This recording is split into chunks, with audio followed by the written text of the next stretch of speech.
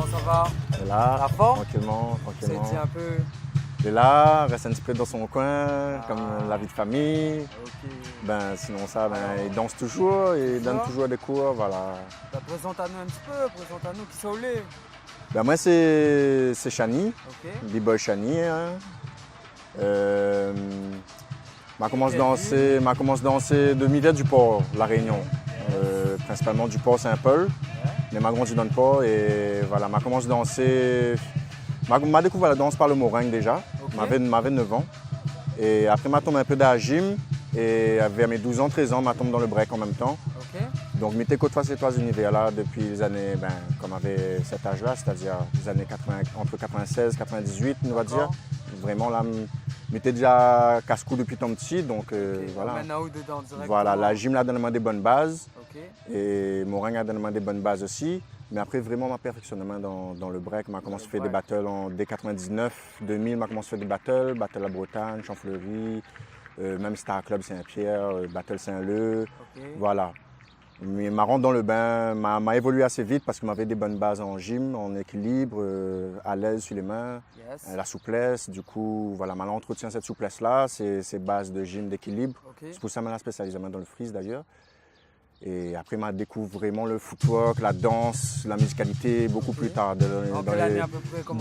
Vraiment 2002. C'était une révélation, vraiment un voyage en crew avec Soul City. Depuis 2000, il est dans le crew.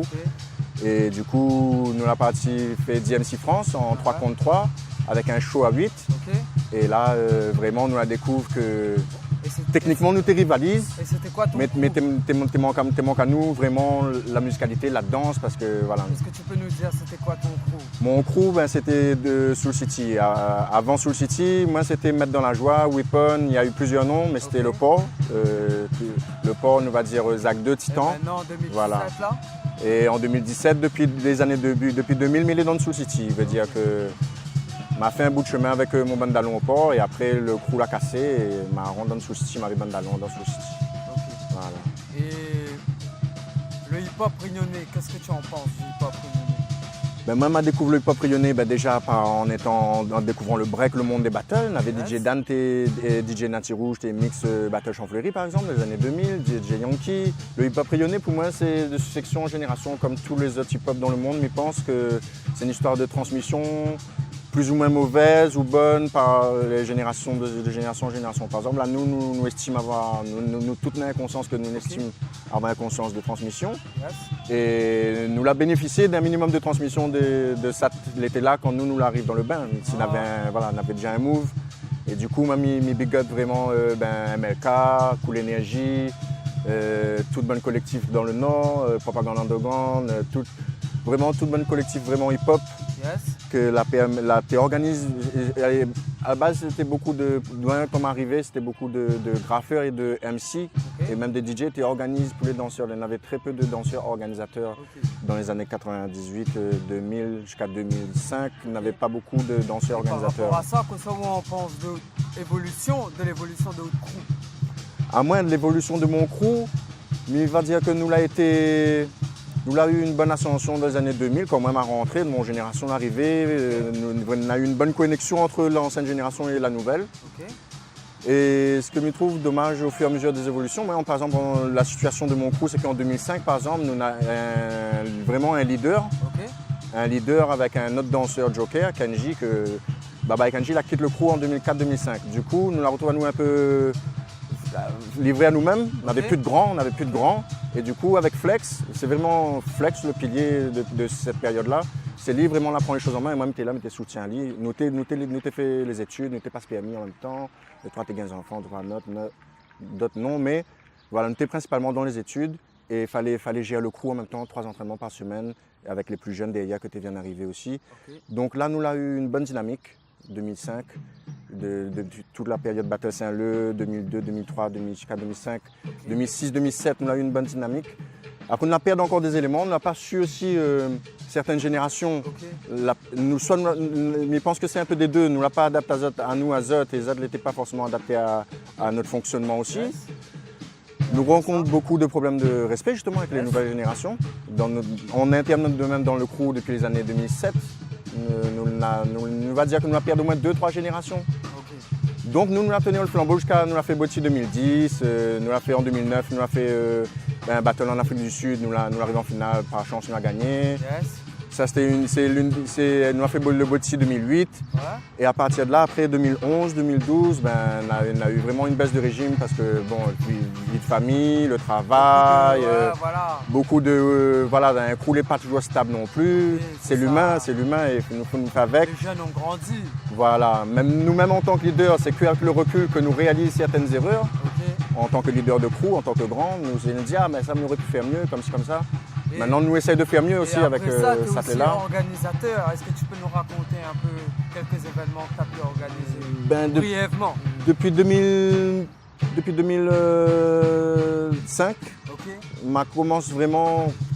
Enfin, c'était les grands envoyements de des cours déjà, donc on avait cette envie de transmission et vraiment un engagement en plus en tant que hip-hop, vraiment en tant qu'activiste hip-hop, c'était l'organisation parce que c'était une époque où il était un peu flotte un peu. Bon, il arrive, mais je pense que la courbe est quand même. Et puis les naturels, d'un sens. Comme ça, chacun y prend son place et moi, à cette époque-là, je prends mon place en tant qu'organisateur. Mon objectif, c'était pas forcément prendre mon place, c'était mon envie de faire une affaire, m'y fait. Et mon famille l'a suivi à moi, elle encourage à moi. Mon mademoiselle à l'époque l'a encourage à moi. Agathe qui me dédicace, toujours là à l'assista, dans le Battle de l'Ouest, il évolue toujours. Et au fur et à mesure de l'ampleur de l'événement, en 2008-2009, avec collaboration avec Bardock et autres, on a pu faire évoluer le projet en océan Indien. Donc c'était un rêve depuis 2005. Parce que on a eu l'exemple de MLK, elle a fait en 2004, Battle Pierrefonds Saint-Pierre. On avait Madagascar, Comores, Maurice, Réunion. Et Maurice, l'arrivée en finale contre la Réunion a gagné. Mais voilà, on était admiratif. On avait 18-19 ans, on était admiratif. Et un an après, comme on donne grand là par la team, gère le crew, tout ça là, on prend la responsabilité aussi d'organiser, de donner des cours.